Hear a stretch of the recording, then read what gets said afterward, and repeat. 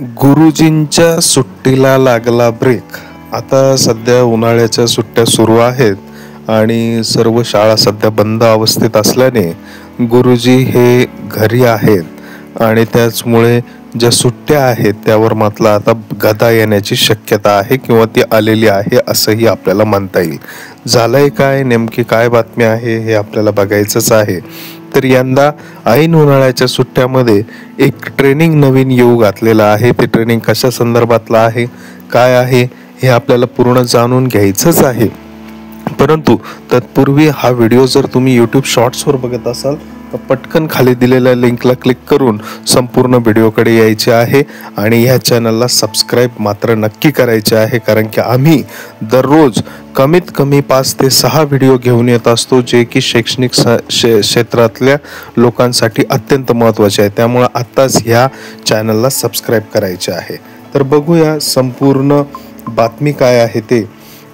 राज्यात यंदापासून राष्ट्रीय शैक्षणिक धोरण NEP आणि केंद्रीय माध्यमिक शिक्षण मंडळाच्या म्हणजेच CBSEच्या धर्तीवर इयत्ता पहिलीचा नवीन अभ्यासक्रम लागू होत आहे.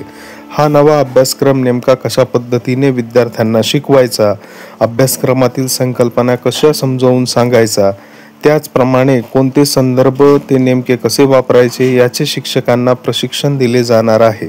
पहिलीला शिकवणाऱ्या राज्यातील जवळपास 95,000 शिक्षकांना तज्ज्ञ मार्गदर्शकांच्या साहाय्याने प्रशिक्षण देण्यात येणार आहे. राज्यात शैक्षणिक धोरण 2020च्या अनुषंगाने 2025-26 पासून नवीन अभ्यासक्रमाची अंमलबजावणी टप्प्याटप्प्याने करण्यात येणार आहे.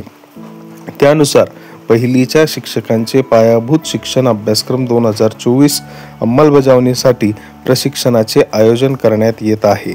राज्यात नवीन शैक्षणिक वर्ष 16 जूनपासून सुरू होणार आहे व त्याचपूर्वी पहिलीच्या शिक्षकांचे प्रशिक्षण पूर्ण करण्याचे नियोजन महाराष्ट्र राज्य शैक्षणिक संशोधन व परिषदेने केले आहे. शासकीय तसेच स्थानिक स्वराज्य संस्था आणि खाजगी अनुदानित शाळांमधील सर्व माध्यमांच्या शिक्षकांसाठी हे प्रशिक्षण लागू असणार आहे.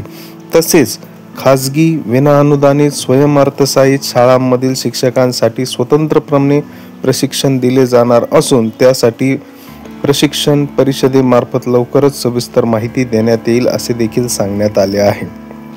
परिषदेने जिल्हा आणि तालुका स्तरासाठी अपेक्षित प्रशिक्षणार्थी संख्या निश्चित करून दिलेली आहे आणि त्या मर्यादेतच प्रत्येक घटकास प्रशिक्षण दिले जाणार आहे. प्रत्येक शाळेतून पहिलीच्या वर्गात शिकवणारे सर्व शिक्षक यात सहभागी व्हावे असा प्रयत्न आहे.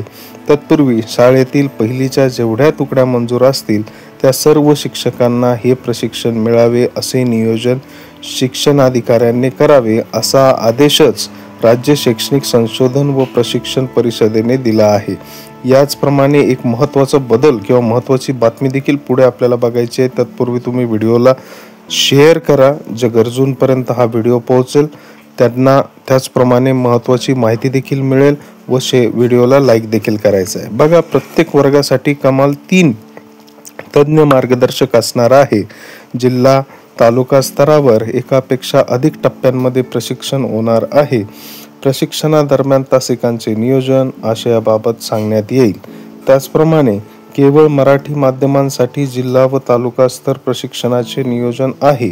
उर्दू आणि इंग्रजी माध्यमांसाठी मात्र तालुका स्तरावर पुरेशी संख्या होणार नसल्याने त्यांच्यासाठी मात्र जिल्हा स्तरावर शेवटच्या टप्प्यातच प्रशिक्षण घेण्यात येईल. मराठी आणि तालुका स्तरावरील शिक्षणाधिकारी, गट शिक्षणाधिकारी, प्रशासन अधिकारी यांच्या साहाय्याने शिक्षकांच्या प्रशिक्षणाचे आयोजन करून घेण्याची जबाबदारी जिल्हा शिक्षण व प्रशिक्षण संस्थेच्या प्राचार्यांची राहील असे देखील स्पष्ट करण्यात आले आहे. आता हा कार्यक्रम कसा असणार आहे हे आपल्याला जाणून घ्यायचं आहे.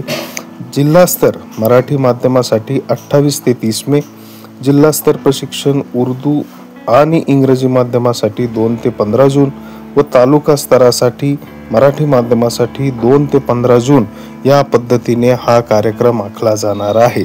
तर सर्व शिक्षकांसाठी ही एक महत्त्वाची बातमी होती की आता आपल्याला प्रशिक्षणासाठी तयार व्हायचं आहे आणि जो काही बदल या शैक्षणिक धोरणामुळे आपल्याला येणार आहे तर एक नवीन अध्याय आपल्याला आता सुरू करायचा आहे आणि त्या सर्वांसाठी आता सगळ्यांनी सज्ज व्हायचं आहे आणि एक चांगलं असं प्रशिक्षण आपल्याला 2 ते 15 जून या कालावधी दरम्यान घ्यायचा आहे।